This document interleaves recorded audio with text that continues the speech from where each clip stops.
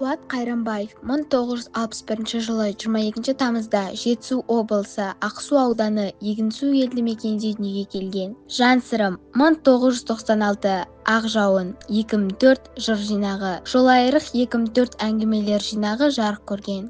Қазақстан жазушылар одағының мүшесі Ақын Қуат Қайрамбаевтың есімі жырсүйер қауымға етене таныс. Қолдарыңызға тиіп отырған «Ғазал ғұмыр» деп аталатын жаңа жыр жинағына негізінен ақынның кейінгі жылдары жазылған шығармаларына еніп отыр. Қай тақырыпты алса да, қандай әлемге барса да, айтарын жеткізе айтып, қазақы қоғамның қордаланған мәселелерін қопара көтеретін өлеңдері оқырман жүрегінен өз орнын табады деп сенеміз.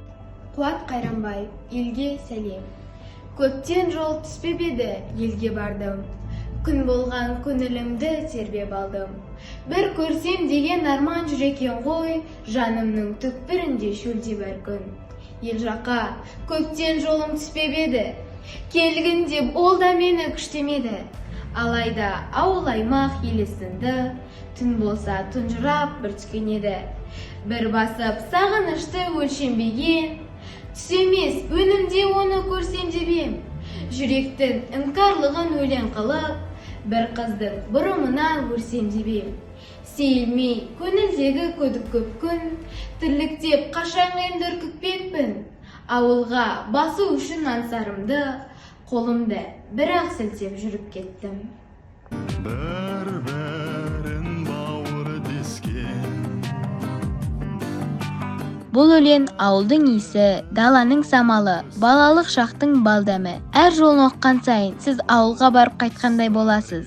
Ауыл жан тыныштығының отаны, әрбір ауылда туған адам ауылдың қандай кереметтілігін түсінетіні сөзсіз. Ауыл туралы жазып та, ән қылып айтып та, күй қылып шертіп те жеткізе алмайсың.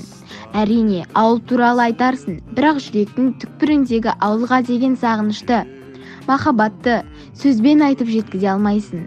Қай кезде ауылға сағынып барсан, арсаландап алдынан балаша қуанып ата-әжең шығады. Әжемнің ыстық алақаны, жұмсақ жүрегі, тәтті лебізі бір ғанибет. Ауылда әжем сиыр сауып, май шайқап, құрт жайып, ыстық бауырсақ пісіріп, дастарханын молынан жайып отырады. Құрт ірімшік бал қаймағы дастарханнан үзілмейді. Атам дастархан басында бата беріп, үйдің ұйытқысы болады. Қарты бар үй қазына, ауылда барлығы бір-бірімен таныс. Барлығы бір-біріне қонақжай, әрқашан күліп жүретін жайдары жандардың ортасы. Жүрек тебірентен тірлік туған жердің ұлығын ұғындырар ақынның өлеңін бірге оқып шығайық. Барлықтарыңызды «Ғазал ғұмыр» жинағын оқуға, елге сәлем өлеңін бірге оқуға шақырамын.